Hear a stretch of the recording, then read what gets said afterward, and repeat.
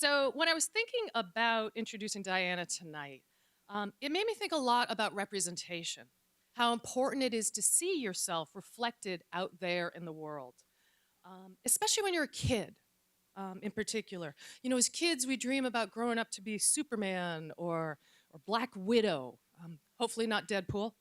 Um, we see what is possible via TV, via books, via games and movies. I know when I was growing up in the 80s, there was a TV show called Will and Grace. Does anyone know Will and Grace? Yeah, it kind of came back. It was better the first time around. But it was the first time I saw um, two gay men happily living their lives, functioning wonderfully. And it meant a huge amount to see a positive representation of queerness in this mass media of television. And that was important to me. But I think often what we see out there is really limiting. I think often what we see out there tries to smooth out our differences, tries to shove us all in the same box. I think what we see often is telling us what we should do, what we are supposed to look like, what is and is not possible. I think it's incredibly limiting. And what I love about Diana's work is that she is not about what you should not or what you cannot. Her work is about the beautiful individuality of who we are and a refusal to be boxed in by those limitations. I think it's a really important body of work that needs to be represented in our world. Diana is the author of 8 books of poetry. As well, she is an essayist and a columnist. Most recently, she posted a year-long column on the American Scholar website, which is archived there, which I would urge you to check out. She has won numerous, too many to mention, awards and fellowships, and is a writing coach and teacher in New York City. Her newest books, Nameless Boy and In America, are all about becoming, and is one of the largest themes, I believe, in her work. But they're also about baseball, and they're about David Bowie and Elton John, and teaching and kids and what's going on in our country and what it feels like to go through airport security. I think in the everyday, she finds an enormous share of our common humanity. And I hope you enjoy your poems. So welcome, Diana Goetsvh. Thank you, Suzanne, and thank you for the others, the support staff, the video people here at Brookdale. It's been a good time. Yeah, so I thought, as Suzanne said, I'd read a fistful of poems, and then maybe we'd have a conversation. And I've told the literary club they're only allowed to ask hard questions, so they're on the spot, not me. And then I'd read a little bit more, and then it looks like there's some wonderful refreshments back there. We can all be brief. I'll start with a poem called Backflip. There's also books for sale. I'm supposed to, everybody knows how wealthy poets are. It's because we have great product placement. So this poem's from Nameless Boy. I revised it. See, even if it's in a book, you keep revising. Backflip. I bet I could do a backflip right now. I've got a feeling they're not as hard as we think. They're just dangerous. I'm thinking of going for it right here in my living room with no witness except for the dog. Only the dog will know my secret power. But let's say I walked into an appliance store where 2 men were stealing televisions, and I did a backflip, causing one of them to turn to the other and say through his ski mask, why do you think that blonde lady did a backflip? And in that moment of hesitation, the authorities swoop in to nab them. Or what if I were caught in an embarrassing lie at a dinner party, and instead of trying to explain myself, I calmly stepped away from the table and executed causing my friends to remark, "What an unusual thing for Diana to do." I would not have expected that, thus revealing a facet of myself more worthy of discussion than the embarrassment moment earlier, all because of a back flip, which, as I say, I could probably do right now. For I have maintained bodily flexibility through my 30s and into my 40s. Plus, I'm generally good at committing to things which I'm guessing would be a key to effective back flipping. I see it as no harder than the leap your average television detective makes from one rooftop to another, which only seems like a big deal because it's high up, plus they're in suits and ties, the pursuit of criminals being a formal occasion. Anyhow, I think I could cover that no problemo. Not only me, but you too. And that's my point. A lot of us could do a back flip. We just don't know it. We have no idea what we are capable of. And this is how the world keeps us in check. Everyone, except for the stuntmen and the ones who run off and join the circus, or tear up their passports and go native, or change their name and become lounge singers, or stand their ground in front of a tank. If I do this backflip, there's no telling what I'll do next.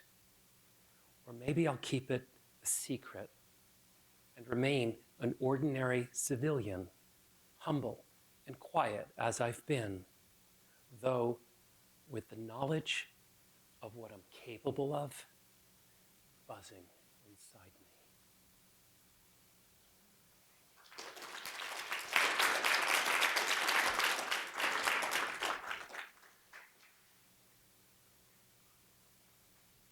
I could tell you're an advanced audience because nobody's screaming out for a backflip.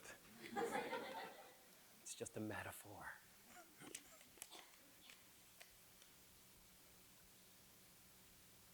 This poem called One Good Thing, I thought of this poem, maybe I'll just use the word stuck. You know, when you're stuck and you kind of need to, what do they say, start again or go back to zero or simplify. You know, how do you do that? Actually, it really stuck, like disaster night, and you kind of wake up and barely recognize your place because it's kind of trashed, like that kind of stuck. One good thing. Who knows how you've gotten here? But you can always do one good thing. In fact, you should. Wash a dish or water a plant. That's not nothing. We're not talking about paying the bills or even changing a light bulb, but maybe that underwear finds the hamper. Just one thing. Then rest a while. Soon, you might be up for a shower or egg salad. But this isn't a race, so take it easy. But don't watch TV. If you do, not the news. You already know enough of other people's trouble or achievements, what Mandela or Gandhi did. And you're not on some march to the sea. This is more about making the bed and putting socks on. Basic stuff in sequence, like breathing out before breathing in. You've got a right.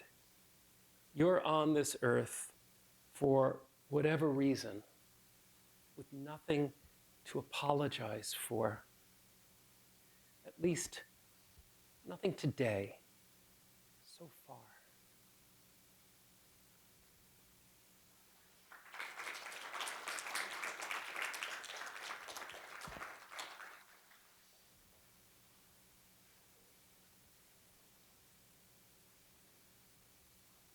I think I'm alternating between depressive and inspirational. This poem is called You Could. I stood in the middle of my kitchen eating butter. It was 11 a.m. on an overcast morning. I was wearing, well, let's not worry about what I was wearing. I don't make a habit of this. I'd never done it before. It wasn't a whole stick, but a good ½ inch. Popped it in and let it melt into the flesh under my tongue. The place where you'd insert nitroglycerin if that's what you needed. I won't describe the taste. You'll have to try it for yourself. Perhaps when you've been thinking about goals, that would be a good time to let some butter have a ride on your tongue. Or stick a thumb in a bowl of icing, or scarf a pie with no hands like a wolf. Whatever pulls you in from or shoves you out on the ledge, you either need to come in from or go out on. You don't have to climb Mount Everest unless you find yourself in front of it and can't come away. Unless something's calling you to do something your friends wouldn't understand in a million years. I don't understand butter. I know it comes from cows who've given so much for so long. But it's always a person I picture. The first to try it. Others in the tribe discarded the floating globules, but this one wanted to taste the world. The same world that has us so worried and confused. You could do it. And afterwards, write it down. Today was overcast. I put on a full slip just because. Oh, and I ate butter.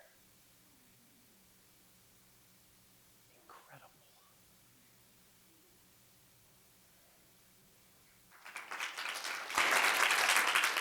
Thank you.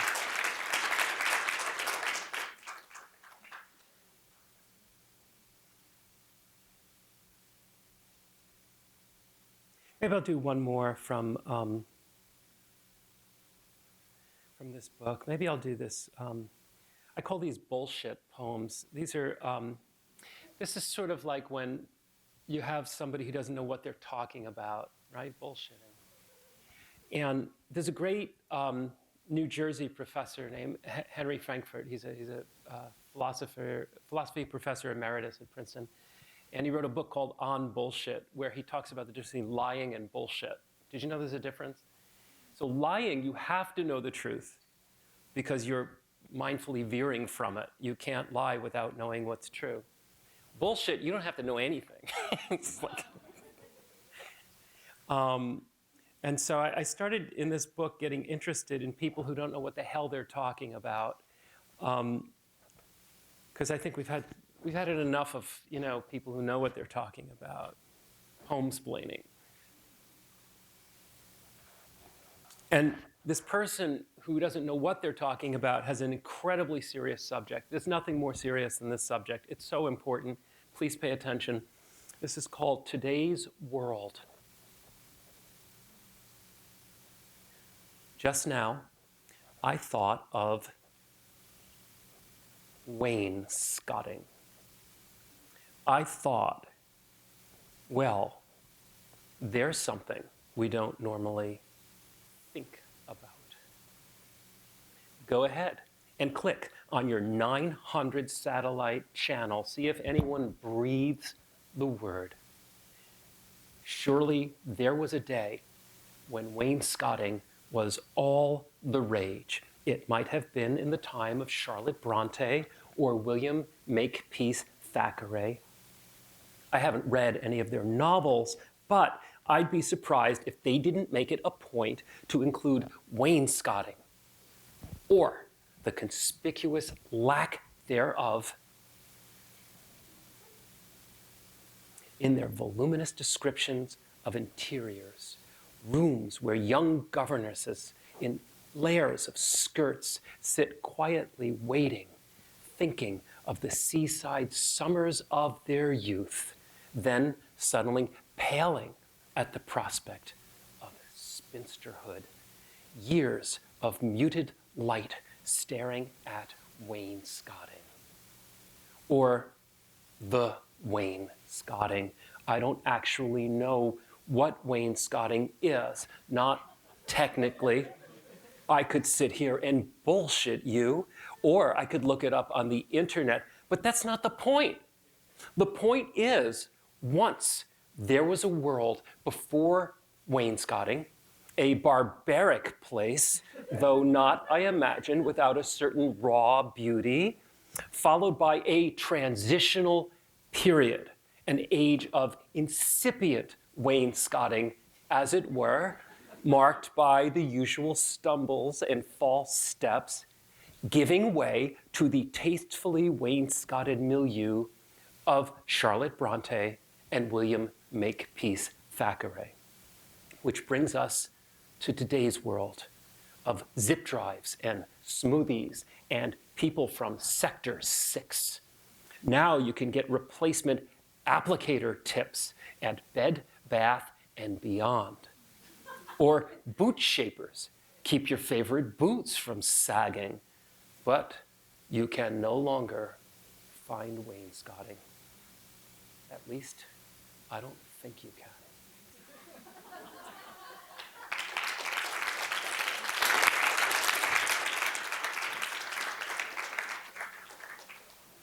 Always a place for bullshit. There's always room for jello. There's always a place for bullshit.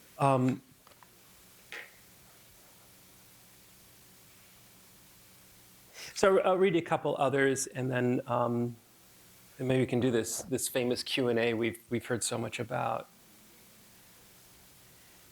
So I read this on the TV show earlier today, and I figure I'll do it again for you all. It's called Bowie. The first time I saw David Bowie, it was a man who took me to a cinema in Huntington, 12 miles from our town, where they were showing Ziggy Stardust and the Spiders from Mars, the concert film with backstage footage of Bowie during costume changes, talking with friends he obviously loved. He was young, with milky skin, as excited about the show as his audience, no matter how garish the makeup, how spiky the hair. He was, that is, an ordinary person saying, wow, isn't this a blast? Saying what I would say. Soon he'd go back on stage in another skin-tight outfit. The crowd would spend half a song wondering where his dick was before surrendering again, singing along to that big voice as crisp and thrilling as sanity. He was so full of plain goodness, yet also a space alien, truly fierce, a little grotesque, though I knew he was nothing to be afraid of, for I was Ziggy Stardust too. Soon I'd go away to college, putting distance between me and the man who drove me to see Bowie. For a while, he wrote me letters mentioning other beautiful men, Richard Gere was on Broadway playing a gay man in a concentration camp. The Nazis made him wear a pink triangle, and perhaps his letter suggested, I might want to try on that triangle too. Did I tell you he was my 12th grade English teacher? His understanding of metaphor was quite limited, but I'm glad I at least got to Bowie, who was so far beyond gay or straight, a creature so wildly human, there was no word for him yet, which is why he needed another planet to be from, a planet I needed to find.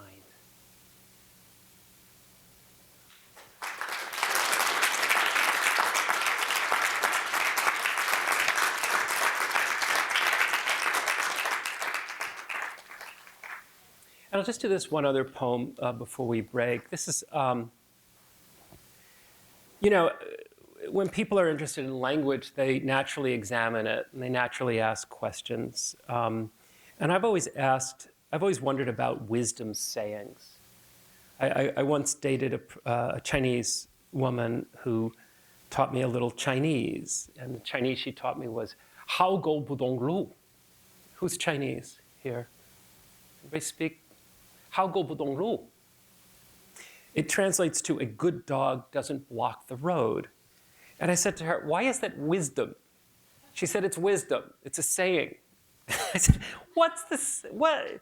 She says, don't be like racist. I said, no, I'm just looking at the words. A good dog doesn't block. How is that wisdom? So I started falling in love with fake wisdom and all this other wisdom. But, I question a lot of, what goes for wisdom. I question, you can't have your cake and eat it too. I mean, what the hell does that mean? That means that if you eat your cake, there won't be any more cake. I mean, am I wrong? I mean, why is that wise? I mean, if I set the chair on fire, there'd be no chair. I mean, I don't get it. I just, what I'm really doing is I'm looking for the damn poem.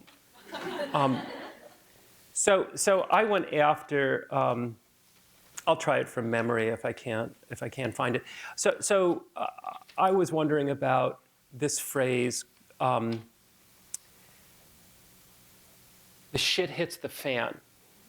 When the shit hits the fan. Can you say that on TV? I'm not sure if you can say this. Okay, fine. It's colorful. It's interesting. We all know what it means, right? When things come down, et cetera. But how do you think this thing got started? Anyone know? I mean, you could solve this problem now. We don't need a poem because for me, a poem investigates this. It conveys to the world this secret. That's what poetry does. It unlocks secret. You split the atom and you get, anybody know? The shit hits the fan. All right, well, then maybe you need to hear about this. The shit hits the fan. Look, I know what it's like.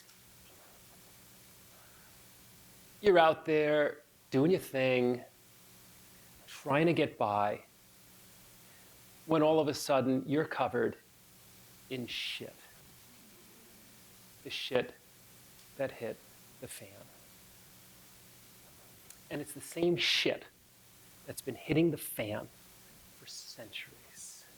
Egyptian queens, Japanese geishas, Southern belles, shirt-sleeved jurors in sweltering courtrooms. Nobody's ever caught one of these fan shitters. And with the advent of modern technology, they can just position themselves over whirring blades and really spread it around. Another approach would be to get some help. Talk to somebody knowledgeable about this kind of thing, which no doubt has its origin in old wounds. Thank God you were able to hit that fan with your shit, a therapist might say. Then skillfully add, but do you still need to do it? Maybe not. Maybe it was more of an accident. Someone working late in a lab steps out to answer nature's call and, Thelma, come quickly, I need you. And bring that fan. And the rest, as they say, is history. The rent comes due. The chickens comes home to roost. Fools rush in when the fat lady sings, and you're left holding the bag when the shit hits the fan.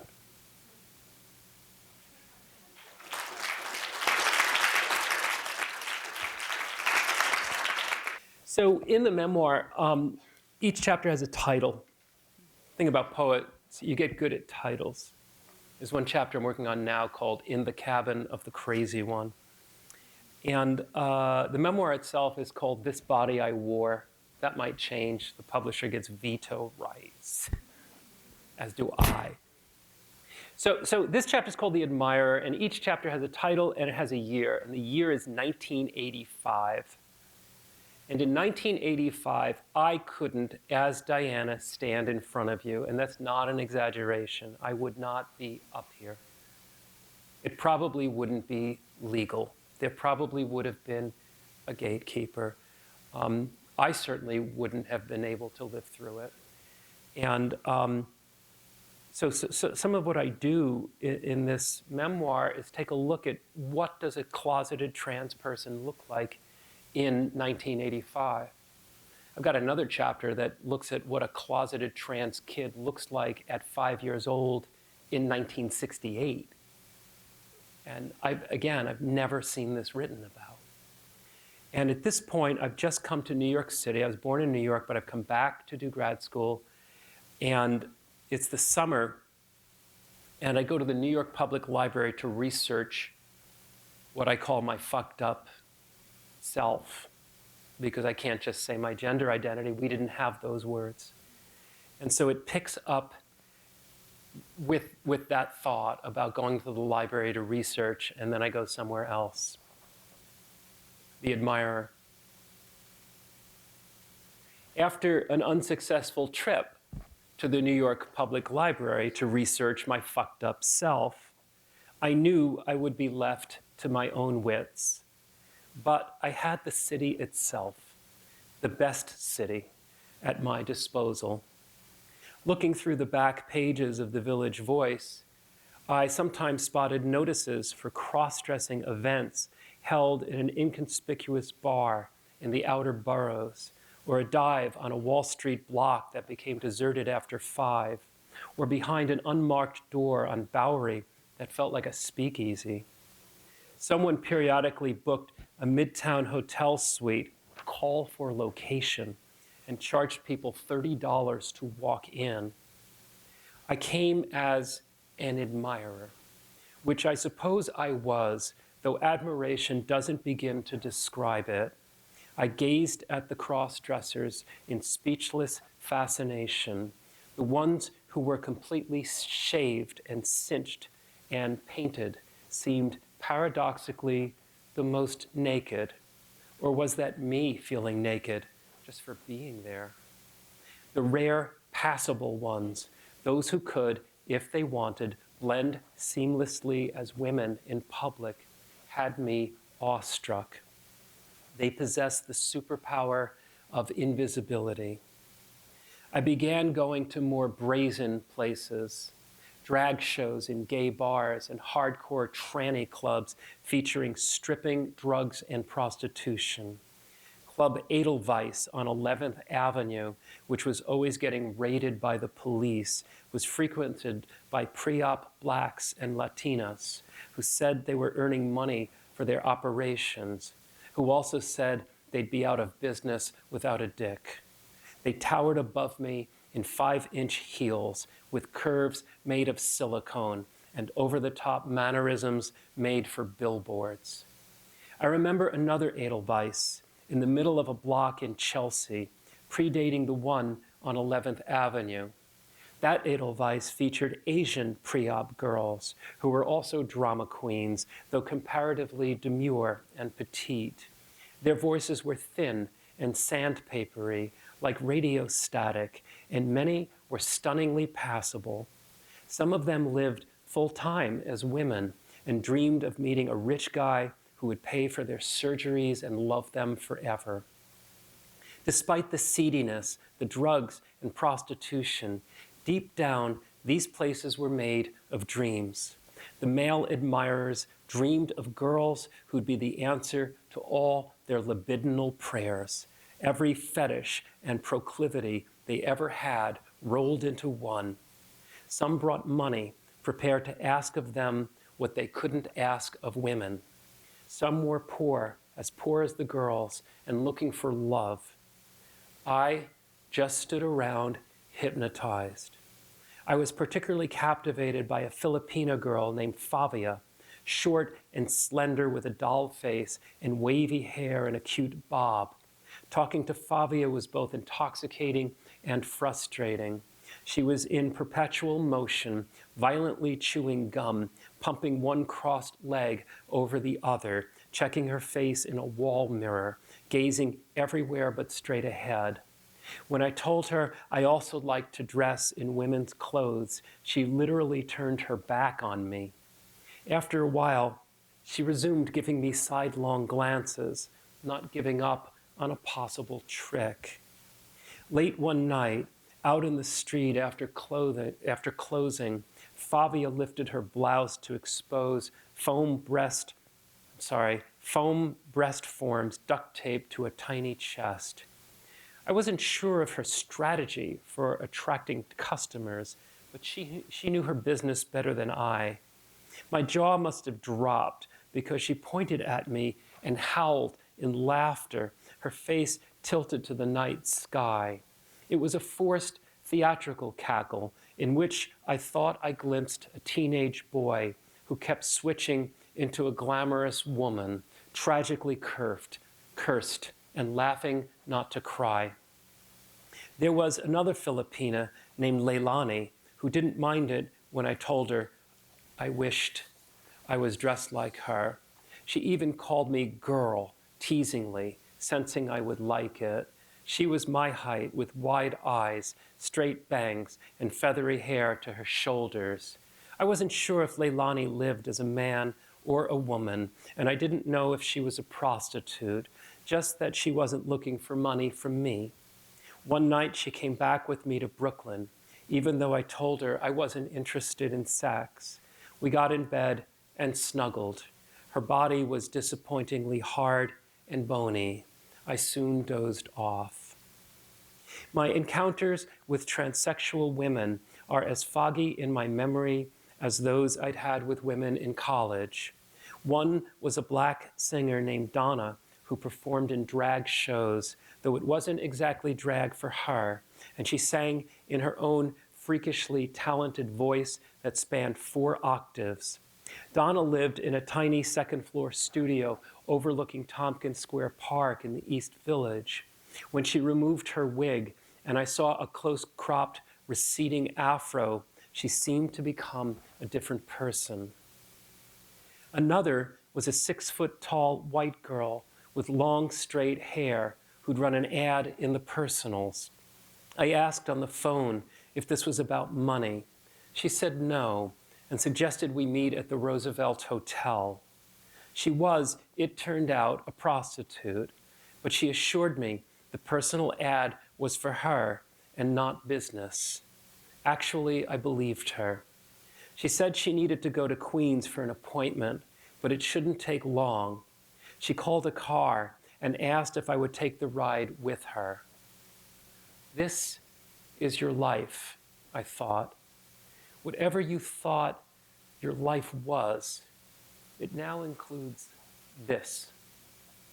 We pulled up outside an apartment building in Bayside. It was getting dark, and beginning to rain. She told the driver to wait for her and got out. I'd lived in Bayside briefly when I was 3 or 4 years old. Gazing up through the drizzle at the face of that building, I became lost in a trance and grew certain I had lived in that very building. I suddenly felt very old. Afterwards, we went to her apartment. I can't recall where it was, only that it was tiny, with a small place to sit on a bed and a bathtub in the kitchen. She felt rail thin when I hugged her. I thought of anorexia and heroin. There was a funky scent I couldn't place. She moved with a slow, almost studied grace, as if her feet were breakable. It was never sexual, and they weren't glamorous. They were otherworldly, and I got a contact high from being around them, seeing them in their lives, even though their daily existence must have felt to them like no life at all. They were doomed, of course, with little chance of living past 40. Donna would die of AIDS in a few years. But they were also Magellans, going for broke. Despite the bodies they were born in, the schools and churches and families they were thrown out of, despite being bullied or tortured to conform, they were determined to live female lives. They are the boldest, most unheralded people I will ever know. I was the strange one. They, at least, knew who they were.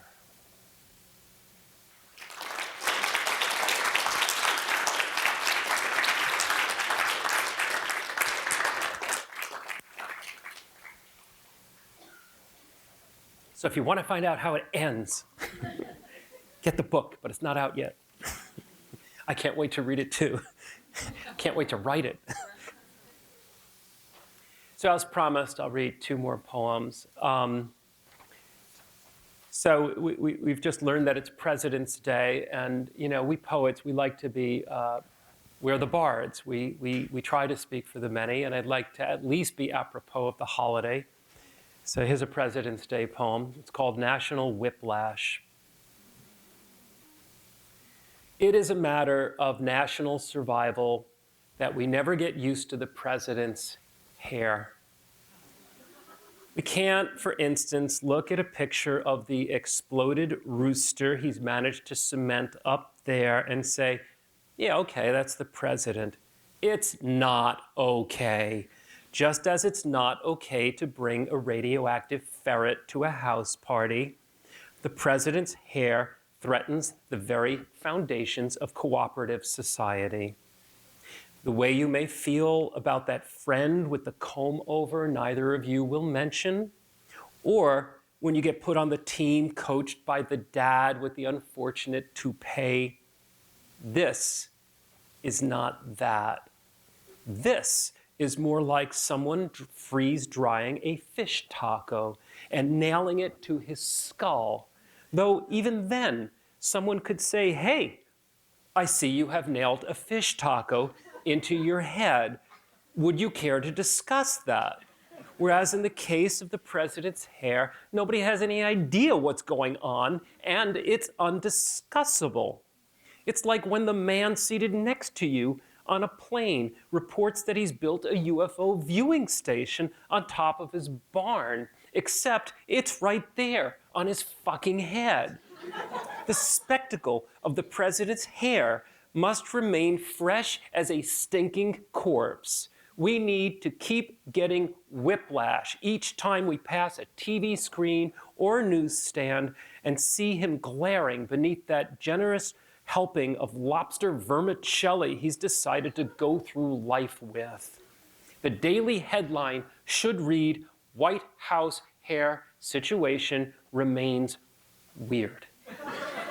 And most of all, the people around him need to laugh, Close aides and senior advisors may be limited to titters, the occasional snort disguised by a discreet hand to the face, but visitors, foreign heads of state, are free to smirk and chortle, and both sides of the aisle to openly guffaw when he strides into the House chamber sporting that floppy visor spun from pure Siberian twat fur. Let peals of hearty har echo through the halls of the Capitol. It is our patriotic duty to never go numb. When the president strides into a room, let us rise, gawk, point, and howl like our life depends on it, because it does.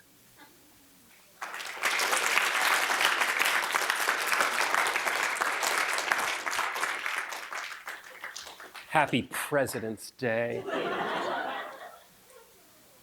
I'm so happy. See, now you may think that's a political poem. There's not one name mentioned there. I don't talk about policies. Who would ever have a policy disagreement? It's the hair. It's poetry is about images. It's the hair alone. I mean, who would elect that hair? So I just, before I finish up with this last poem, I just want to thank Suzanne again and everyone else here at Brookdale and you all just for the warm welcome and for your questions. And okay. So who knows the song Eleanor Rigby? Because I figured out today that I'm old. Okay, some of you know this song. This is the Beatles still. I've been writing about music. I don't know, it's Elton John and David Bowie and these people. So you remember the lyrics to Eleanor Rigby? You can remind yourself of, okay. And you know, rock got intelligent with that song because suddenly, you know, here's the Beatles writing songs that have nothing to do with, you know, bubblegum love, jukebox, boy meets girl, blah, blah. You know, it's this old lady. Eleanor Rigby. It's not a profound song. And songs don't have to be. But don't tell that to Mr. Porter, the new 7th grade music teacher who made us write an essay on the deep meaning of Eleanor Rigby. And all I could say was, it was about loneliness, citing Father Mackenzie darning his socks in the night when there's nobody there, plus all the lonely people, none of whom attended Eleanor Rigby's funeral, making her the loneliest of all, I concluded, knowing I was wrong, because everybody knows the Beatles used hidden messages in their songs to make you think Paul is dead or in love with his old English sheepdog. Before handing back our essays, Mr. Porter announced that everyone had missed the point, except one student.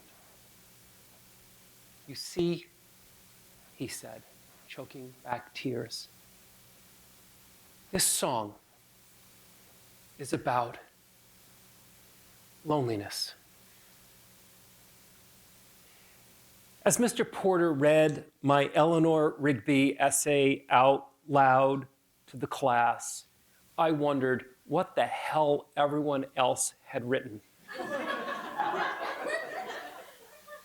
And if the whole world was stupid, or just me, or perhaps Mr. Porter, who said he envisioned me becoming a writer, which was at best a wild guess because I'm telling you that essay sucked. I would have been far more impressed had he told me I would grow up to be lonely. though maybe that comes with being a writer. Then again, no, not this loneliness. Thick as a scar. All these years, wearing a face that I keep in a jar by the door, writing words to a sermon no one will hear.